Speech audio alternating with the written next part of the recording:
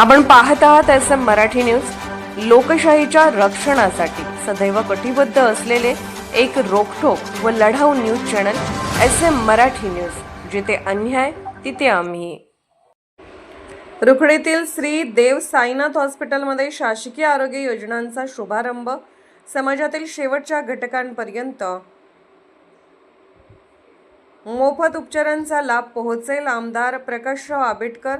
हातकणंगले तालुक्यातील रुखडी येथील वैद्यकीय सेवेची 3 पिढ्यांची उज्ज्वल परंपरा जपणाऱ्या डॉ. पवार कुटुंबियांच्या श्री देव साईनाथ हॉस्पिटलमध्ये शासनाच्या एकत्रीकृत आयुष्यमान भारत, प्रधानमंत्री जन आरोग्य योजना आणि महात्मा ज्योतिराव फुले जन आरोग्य योजना अंतर्गत मोफत वैद्यकीय उपचार सुविधेचा शुभारंभ उत्साहात पार पडला।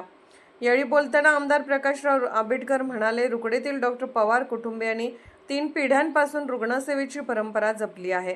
खासदार धैर्यशील माने यांच्या सहकार्याने श्री देव साईनाथ हॉस्पिटलमध्ये सुरू झालेल्या शासकीय आरोग्य योजनांचा लाभ समाजातील शेवटच्या घटकापर्यंत अत्यंत प्रामाणिकपणे आणि प्रभावीपणे पोहोचेल यात शंका नाही।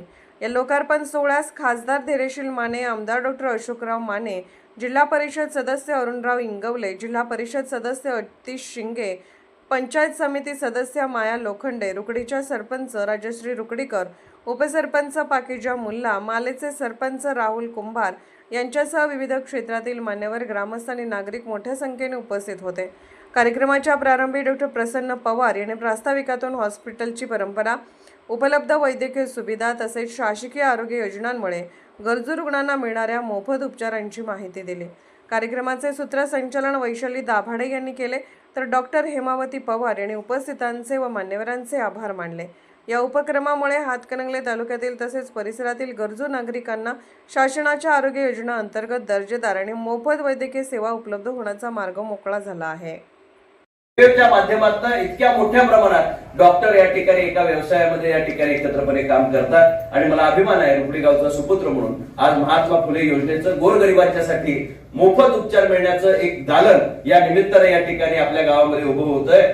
वेगवेगळ्या योजना ज्या शासनाच्या आहेत त्याचं माहिती केंद्र सुद्धा इथं या ठिकाणी असेल आणि त्याची अंमलबजावणी वेगवेगळ्या लोकांना या ठिकाणी करण्यासाठी गोरगरिबांचे आशीर्वाद आपल्या या कुटुंबाच्या पाठीशी आहेतच, पण त्यांच्या सेवेला अधिक निधीची जोड राज्य शासनाची मिळावी यासाठीची आज या ठिकाणी सुरुवात आपल्या गावामध्ये या नवीन पहाटे झाली आहे। मी मनापासून आमदार साहेबांचं, सन्माननीय आमदार साहेबांचं, आदरणीय अण्णांचं, उपस्थित असणाऱ्या सर्वांचं या ठिकाणी मनापासून आभार या कार्यक्रमाला या ठिकाणी या कुटुंबाचा सदस्य म्हणून मानतो। उपस्थितीमध्ये दिसतंय मी डॉक्टर साहेबांना खूप खूप शुभेच्छा देतो। तुमच्या माध्यमातून या परिसरातील सर्व माणसांची सेवा खूप चांगल्या पद्धतीने व्हावी अशी अपेक्षा व्यक्त करतो। आदरणीय यापूर्वी सुद्धा 20 वर्षांपूर्वी आम्हा सर्वांच्याच मार्गदर्शक आदरणीय माजी खासदार वहिनी साहेबांच्या शुभास्ते आपले सर्व या कामाची सुरुवात आपण केली होती आणि आता त्यांचेच चिरंजीव आदरणीय खासदार साहेबांच्या आणि आम्हा सगळ्यांच्या उपस्थितीमध्ये नवीन योजनेचा शुभारंभ केलाय। मला असं वाटतं की या क्षेत्रामध्ये काम करत असताना वैद्यकीय क्षेत्रामध्ये भविष्य काळामध्ये खूप मोठी स्पर्धा येणार आहे आणि या स्पर्धेमध्ये सुद्धा जी क्वालिटीची असतील ते टिकणार आहे। विश्वासार्हता प्रत्येक क्षेत्रात पाहिजे, तशी या क्षेत्रामध्ये सुद्धा ज्यांची विश्वासार्हता असेल त्याच लोकांना भविष्य काळामध्ये भविष्य आहे आणि मला असं वाटतं की त्यामुळे पवार फॅमिलीला याच्यामध्ये खूप चांगलं भविष्य मिळेल अशा पद्धतीचं काम आपण सगळेजण करताय।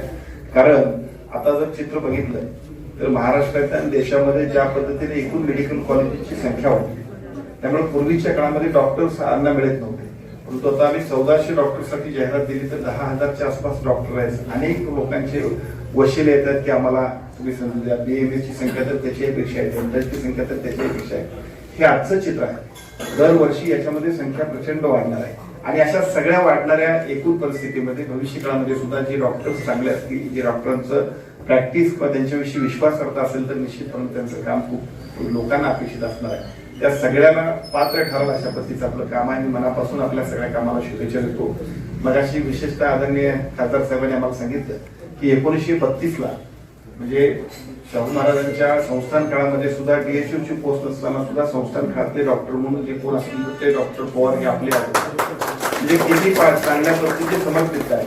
पलीकडच्या बाजूला आमच्याकडे बसलेले आपले पिताजी 1974ला त्यांनी प्रॅक्टिस सुरू केली। आमचा जन्म 1974चा आणि मला असं वाटतं की त्यांच्यापासून तुमच्यापर्यंत तुमची सुद्धा मुलं अगदी म्हणजे फर्स्ट क्लास होऊन नेटच्या परीक्षेमध्ये अतिशय चांगल्या पद्धतीनं आपण त्या ठिकाणी जात आहे. त्याचा अर्थ असा आहे, आणि नीटची परीक्षा व्यवस्थित होईल. याचा अर्थ असा आहे की खूप चांगल्या पद्धतीची गुणवत्ता आणि समर्पितता आहे, या सगळ्याचाच परिणाम आहे. आजच्या कार्यक्रमाच्या निमित्तानं मी मनापासून पुन्हा आपल्या सगळ्या कामाला शुभेच्छा देतो. भविष्य काळामध्ये सुद्धा आज 2 ऑगस्ट या निमित्तानं आपले महाराष्ट्राचे आरोग्यमंत्री प्रकाशराव आंबेडकर साहेब, धैर्यशील दादा यांच्या शुभ हस्ते आम्ही इथं महात्मा ज्योतिबा फुले जन आरोग्य योजना, आयुष्यमान भारत जन आरोग्य योजना तसेच आयुष्यमान जन आरोग्य योजनांचं एकत्रित उद्घाटन केलेलं आहे आंबेडकर साहेबांच्या हस्ते. या योजनेमध्ये आम्ही आता पहिल्यांदा 18 वर्षाखालील सर्व मुलांचे सर्व आजार घेतलेले आहेत. याच्यामध्ये अतिदक्षता विभाग, त्याला PICU म्हणतात, तो आहे. नवजात शिशु अतिदक्षता विभाग, नवजात बालकांचे आजार हे सगळे आहेत. ह्या सगळ्या सुविधा रुकडीसारख्या ठिकाणी चालू करणं एक खूप मोठं कठीण परिश्रमाचं काम होतं. तरी देखील आम्ही तो टप्पा पार करून आम्ही इथं उतरलेलो आहोत आणि लोकांनी इथल्या सगळ्या सोयींचे फायदा घ्यावा ही माझी सर्व लोकांना विनंती आहे. धन्यवाद डॉक्टर साहेब.